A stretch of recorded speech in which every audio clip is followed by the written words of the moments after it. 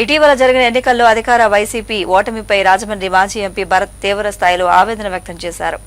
ఆంధ్రప్రదేశ్లో ఇటీవల జరిగిన అసెంబ్లీ, పార్లమెంట్ ఎన్నికల్లో అధికార వైసీపీ అత్యంత ఘోర ఓటమిని చవిచూసింది. ఈ క్రమంలో వైసీపీ ఓటమిపై రాజమండ్రి మాజీ ఎంపీ భరత్ కీలక వ్యాఖ్యలు చేశాడు. శనివారం ఆయన మీడియాతో మాట్లాడుతూ 5 ఏళ్లలో అసలు తాము ఏం తప్పు చేశామో అర్థం కావడం లేదని, నిరంతరం ప్రజల కోసమే పనిచేశామని తెలిపారు. మేం చేసిన అభివృద్ధి, సంక్షేమం చూసి మరోసారి రాష్ట్రంలో వైసీపీనే గెలుస్తోందని, జగన్ రెండోసారి ముఖ్యమంత్రి అవుతారని అనుకున్నామని, కానీ ఎన్నికల్లో అనూహ్యంగా ఓడిపోయామన్నారు. 5 ఏళ్లలో తమ వ్యక్తిగత పనులన్నీ పక్కన పెట్టి ప్రజల కోసం పనిచేసిన ఎన్నికల్లో ఓడిపోవడం బాధగా ఉందని అన్నారు. మరి ఆ రకంగా పని చేసినా కూడా ప్రజలు ఆశీర్వదించలేదని అంటే నిజంగా బాధ అనిపిస్తుంది. మరి గతంలో ఏ ప్రజాప్రతినిధి రాజమండ్రికి ఇంత చేశాడో నాకైతే తెలియదు, కానీ తెలిస్తే నిజంగా వాళ్ళని ఆశీర్వదించినా నేను పెద్ద బాధపడను. సరే, ఏదేమైనప్పటికీ జరిగిపోయింది. ఇక ముందు ఆ ప్రభుత్వం, కొత్తగా ఏర్పడే ప్రభుత్వం పైన, ఎమ్మెల్యేలు, ఎంపీల పైన చాలా బాధ్యత ఉంది. మరి ఎన్నో హామీలు ఇచ్చి వారు రావడం జరిగింది. రాజమండ్రికి సంబంధించి ముంపు ప్రాంతాలని మొత్తం పరిష్కరిస్తామని చెప్పారు. వారికి కూడా టైం ఇవ్వాలి. సంవత్సర కాలము టైం ఇస్తే ఏం చేస్తారనేది కూడా అర్థమవుతుంది. మాజీ శాసనసభ్యులు రౌత్ గారు చెప్పినట్టు గోదావరి కాలుష్యాన్ని ఏ రకంగా నివారిస్తారు, ఏదైతే నల్లా ఛానల్ దగ్గర out drainage water, sewage water అందులో పడతా ఉంది గోదావరి అప్ స్ట్రీమ్లో, దాన్ని ఏ రకంగా అరికడతారు, మొత్తం అంతా కూడా బైపాస్ చేస్తారా, లేని పక్షంలో ఇంటేక్ పాయింట్ తీసుకుని వచ్చి పుష్కరాల రేవు దగ్గర ఉంది, నల్లా ఛానల్ దగ్గర వచ్చి సీవేజ్ వాటర్ పడతా ఉంది, దాన్ని ఏ రకంగా లిఫ్ట్ చేస్తారు, గోదావరి ప్రక్షాళన ఏ రకంగా చేస్తారు, ఇవన్నీ కూడా మరి బాధ్యత నిర్వర్తించాల్సిన కార్యక్రమం కూడా చేపట్టాలా. మరి ప్రజలు ఇంకా మంచి చేస్తారని వారిని ఆశీర్వదించారు. మనం చేసిన డెవలప్మెంట్స్లో కంబాల్ చెరువు, గ్లో గార్డెన్, ఇవన్నీ కూడా టికెట్ ప్రైస్ తీసేస్తామని చెప్పిన మాటలు కూడా ఉన్నాయి. మరి దాన్ని కూడా వాళ్ళు స్టార్ట్ చేయాలి. మరి ఎంత తొందరగా టికెట్స్ని తీసి ఫ్రీగా పెడతానని చెప్పిన సందర్భాలు, మరి బహుశా దాన్ని కూడా ప్రజలు అట్రాక్ట్ అయ్యారేమో. చెత్త పన్ను పైన కూడా మీరు ఉద్యమాలే చేశారు. మరి ప్రజల నుంచి కట్టించుకునే కార్యక్రమాలు కూడా ఆఫ్ చేసేయాలి ఇమీడియట్గా. మీరు ఆ మాటలు కూడా ఇచ్చారు. వాలంటీర్స్కి మేము జీతం పెంచుతాము, స్టైఫండ్ ఇస్తాము, మొత్తం ఎంతమంది అయితే వాలంటీర్స్ ఉన్నారో అంతమందిని రిటైన్ చేస్తామని, మీకు ఏ ఉద్యోగానికి డోకా లేదు అని చెప్పిన మాటలు చంద్రబాబు నాయుడు గారు. ఆ మాట కూడా నిలబెట్టుకోవాలి. ఏదైతే పెన్షన్స్ గురించి 4,000 రూపాయల పెన్షన్ ఈ మే నెల నుంచి మేము అక్షరాల 67 లక్షల మంది ప్రజలకు ఇచ్చాం. మీరు 67 లక్షల మందికి పెంచుతారా, లేకపోతే ఇంకా తగ్గించి 4,000 ఇస్తారా? ఒకసారి ప్రజలు కూడా అన్ని ఆలోచన చేస్తున్నారు. గ్యాస్ సిలిండర్స్ చెప్పారు. ఇంట్లో 3 పిల్లలుంటే అందరికీ అమ్మఒడి ఇస్తామని చెప్పిన మాటలు, ఆడపిల్లుంటే 1,500 రూపాయలు నెల ఇస్తామని చెప్పిన మాటలు, ఇవన్నీ కూడా నిలబెట్టుకునే బాధ్యత వీళ్ళపైన ఉంది. ఫ్రీ బస్ గురించి కూడా చెప్పారు.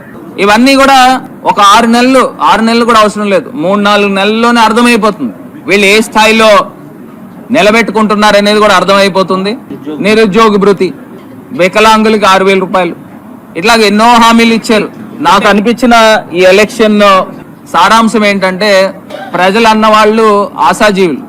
అంటే ఇక్కడికన్నా అక్కడ ఎక్కువ డబ్బు వస్తుంది, సరే వచ్చేది ఎందుకు పాడు చేసుకోవాలనే కార్యక్రమంలో మరి ఓట్లు వేశారని నేను భావిస్తాను. జగనన్న గారు నేను చేయగలిగేదే నేను చెప్తాను, నేను చేయలేని చెప్పలేనని ఆయన నిజాయితీ పరుడు కాబట్టి ఆ రకమైన మాటలు చెప్పాడు. మరి వీరు ఎక్కడి నుంచి డబ్బు తీసుకుని వచ్చి చేస్తారనేది కూడా ఒకసారి వాళ్ళకి కూడా టైం ఇవ్వాలి. కాబట్టి టైం ఇస్తా ఉన్నాం. చూడండి, 6 నెలల కాలంలో ఏ మేరకు వీళ్ళు నిలబెట్టుకుంటారు ఈ సంక్షేమం అనేది ఒకసారి ఆలోచన చేద్దాం, చూద్దాం.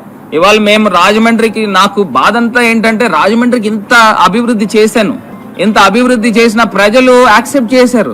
యాక్సెప్ట్ చేసిన ఓటుని ట్రాన్స్లేట్ చేయలేని విశ్వాసము, అభిమానం సంపాదించలేకపోయానా అని నాకు బాధ అనిపిస్తూ ఉంది. ఇప్పుడు ఇంతకన్నా గొప్పగా మరి ఇప్పుడు వచ్చిన నాయకులు ఏం చేస్తారనేది కూడా చూస్తాం. నిజంగా వాళ్ళు చేస్తే రాజమండ్రికి మంచి జరుగుతుంది కాబట్టి నేను కూడా చాలా ఆనందం. అది కూడా ఏ స్థాయిలో చేస్తారు అనేది కూడా ఖచ్చితంగా చూస్తాం. గతంలో చంద్రబాబు నాయుడు గారు చెప్పారు 2019లో ఈవీఎం ట్యాంపరింగ్స్ జరిగినాయి అని చంద్రబాబు నాయుడు గారు చెప్పారు. మరి ఇప్పుడు 2023, 24లో మరి వాళ్ళు ఎన్నికయ్యారు కదా. మరి అప్పుడు జరగలేదా అని అడుగుతా ఉన్నా. ఈవీఎంస్ ఎప్పుడైనా ఒకటే కదా. ఒకసారి చంద్రబాబు నాయుడు గారు అన్న మాటనే ఒకసారి వారికే ఉదహరిస్తా ఉన్నాం. ఇది కాకుండా ఇప్పుడు కీలకమైన బాధ్యత కూడా ఎన్డీఏ కేంద్ర ప్రభుత్వంలో కనబడతా ఉంది. మరి కనబడతా ఉన్నప్పుడు మరి ప్రత్యేక హోదా కండిషన్ పెట్టాలి మరి లెక్క ప్రకారంగా.